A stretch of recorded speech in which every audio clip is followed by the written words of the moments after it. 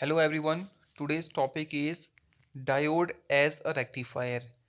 एक रेक्टिफायर के रूप में diode. The process of converting alternating voltage or current into direct voltage or current is called rectification. वो process जिसमें हम एसी वोल्टेज या करंट को डायरेक्ट वोल्टेज या करंट में कन्वर्ट करते हैं उस प्रोसेस को हम रेक्टिफिकेशन कहते हैं. और जो डिवाइस ये काम करती है, ठीक है, उस डिवाइस को हम रेक्टिफायर कहते हैं. तो डायोड का यूज़ जो है हम एक रेक्टिफायर के रूप में करते हैं जो क्या करता है आपका एसी अल्टरनेटिंग करंट सोर्स को डायरेक्ट करंट सोर्स में कन्वर्ट करता है, या ऐसे बोल सकते हैं कि जो एसी वोल्टेज होता है उसको हम डीसी वोल्टेज में कन्वर्ट करते हैं. ठीक है, आगे देखिए प्रिंसिपल.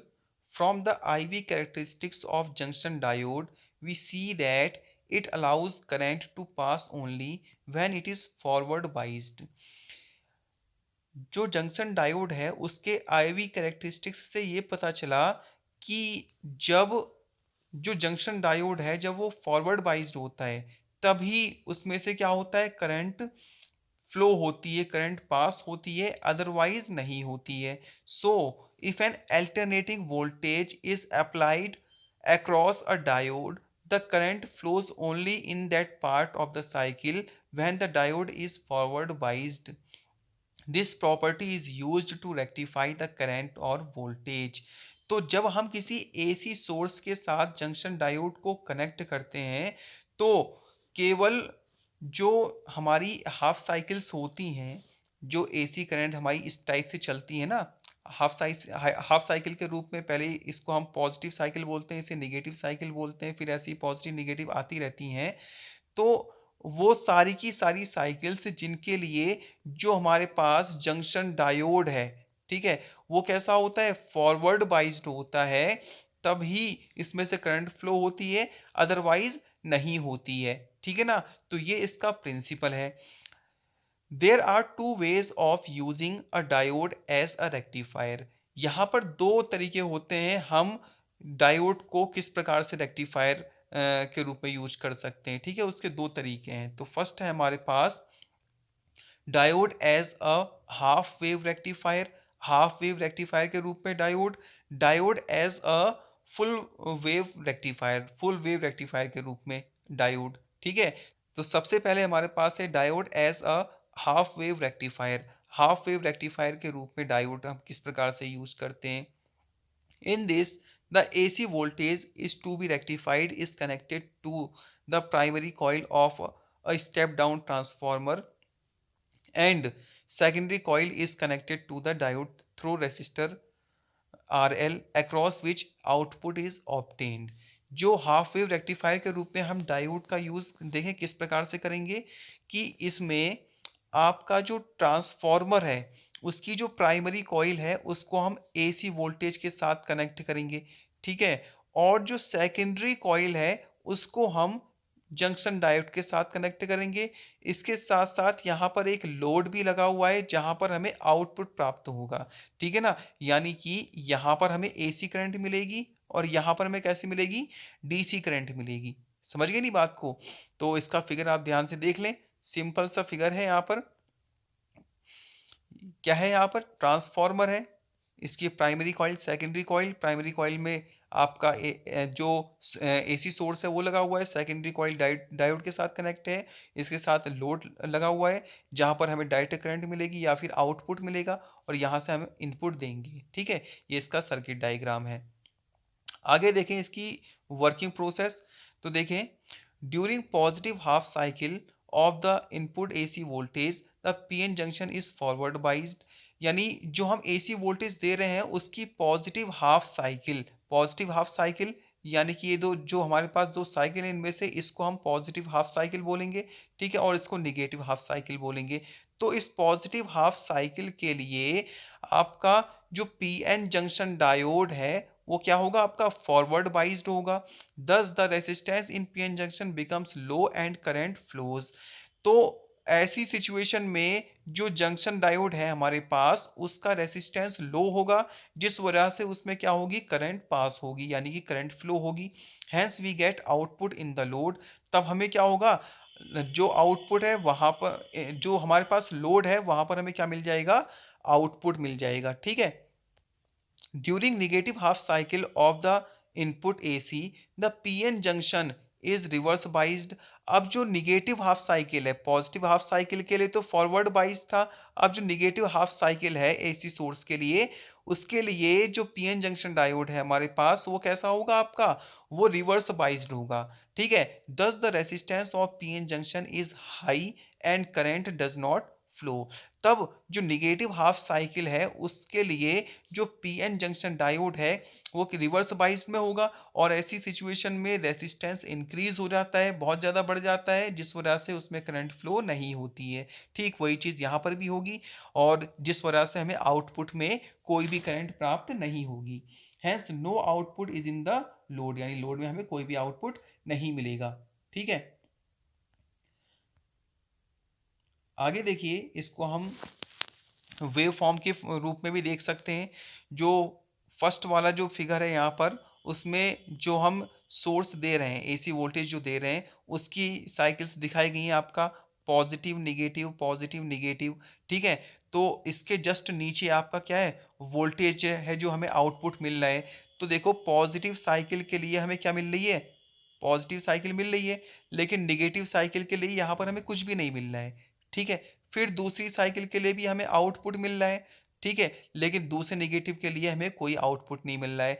ठीक इसी प्रकार से जितने भी पॉजिटिव साइकिल्स मिलेंगी हमें एसी सोर्सेज के थ्रू, उनमें आपका जो पीएन जंक्शन डायोड है वो फॉरवर्ड बाइज होगा, ठीक है, जिस वजह से हमें आउटपुट में क्या मिलेंगी, हाफ साइकिल्स मिलेंगी, ठीक है। लेकिन जो निगेटिव साइकिल्स हैं, उन निगेटिव साइकिल्स के लिए हमें किसी भी प्रकार का आउटपुट यहाँ पर नहीं मिल रहा है, ठीक है नहीं। तो आउटपुट नहीं मिल रहा है, इसका मतलब क्या है कि पीएन जंक्शन डायोड आपका रिवर्स बाइज्ड है, और रिवर्स बाइज्ड में क्या होता है, रेसिस्टेंस ज़्यादा हाई होने की वजह से करंट फ्लो नहीं होती है, ठीक है नहीं। तो हाफ वेव रेक्टिफायर में इस प्रकार से आपका हमें आउटपुट मिलता है, ठीक है। प्रत्येक पॉजिटिव साइकिल के लिए हमें आउटपुट मिलेगा, निगेटिव साइकिल के लिए नहीं मिलेगा। समझ गए नहीं बात को। अब आगे देखें, diode as a full wave rectifier. Full wave rectifier के रूप में हम डायोड का कैसे यूज करते हैं, देखें। In the full wave rectifier two PN junction diodes D1 and D2 are used, ठीक है। इस टाइप का जो फुल वेव रेक्टिफायर होता है वहां पर हम दो डायोड यूज करते हैं, ठीक है, D1 और D2, ठीक है। और इसकी वजह से हमें क्या मिलती है आपका, इसको हम फुल वेव रेक्टिफायर बोलते हैं, ठीक है। The arrangement is shown in the diagram below. इसका जो अरेंजमेंट है नीचे डायग्राम में दिया गया है, ठीक है। तो डायग्राम को समझ लेते हैं। ये हमारा एसी सोर्सेज है, ठीक है ना, जो हमने ट्रांसफार्मर की प्राइमरी कॉइल के साथ कनेक्ट किया है, ठीक है। सेकेंडरी कॉइल के दोनों सिरों पर क्या है, दो जंक्शन डायोड कनेक्टेड है, ठीक है। और यहाँ पर हमने एक इसकी अर्थिंग भी की हुई है जिसको हम सेंटर टैप बोलते हैं, ठीक है। और इसके साथ साथ एक हमने लोड भी यहाँ पर लगा रखा है, आउटपुट, ठीक है नहीं, जहां पर हमें आउटपुट मिलेगा। समझ गए नहीं। तो ये इसका क्या है, फिगर है। अब देखिए इसकी working the positive half cycle of the input AC, the diode D1 is forward biased and the diode D2 is reverse biased। जो हमारे पास एसी सोर्सेज की पॉजिटिव हाफ साइकिल होती है, फर्स्ट हाफ साइकिल, इसके लिए डायोड D1 जो होता है वो तो फॉरवर्ड बाइज्ड होता है, जबकि डायोड D2 रिवर्स बाइज्ड होता है, ठीक है। The forward current flows through the diode D1, जिस वजह से हमें फॉरवर्ड करंट मिलती है किसके थ्रू, D1 डायोड के थ्रू, ठीक है। तो हमें इसका मतलब आउटपुट मिलेगा, ठीक है। आगे देखिए, during the negative half cycle of the input AC, the diode D1 is reverse biased and diode D2 is forward biased. दूसरी जो निगेटिव साइकिल है हमारे पास, फर्स्ट साइकिल के लिए तो हमें D1 के थ्रू फॉरवर्ड करंट मिली, ठीक है। अब जो दूसरी जो हमारी निगेटिव साइकिल है उसके लिए D1 जो होता है वो रिवर्स बाइज्ड हो जाता है, और D2 जो है, D2 डायोड, वो आपका फॉरवर्ड बाइज्ड हो जाता है। Hence current flows through the diode D2, जिस वजह से हमें फॉरवर्ड करंट अब D2 के थ्रू मिलती है दूसरी हाफ साइकिल के लिए, ठीक है। पॉजिटिव वाले के लिए D1 के थ्रू करंट मिली हमें आउटपुट में, और सेकंड जो निगेटिव साइकिल है उसके लिए D2 के थ्रू हमें फॉरवर्ड करंट मिली आउटपुट में। Hence we find that during both the halves current flows in the same direction. और इन दोनों ही हाफ साइकिल्स के लिए हमें जो क्या कहते हैं करंट मिली आउटपुट में, वो सेम डायरेक्शन में मिलती है, ठीक है ना? तो इस प्रकार से ये किसकी वर्किंग है आपका diode as a full wave rectifier की वर्किंग है, ठीक है? इसको आपका वेव फॉर्म से भी समझ लेते हैं।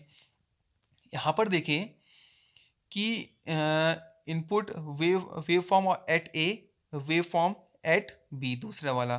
तो यहाँ पर देखें फर्स्ट वाले के लिए यानी डायोड डी वन के लिए ये पॉजिटिव साइकिल है, ठीक है? दूसरे वाले के लिए ये नेगेटिव है, ठीक है?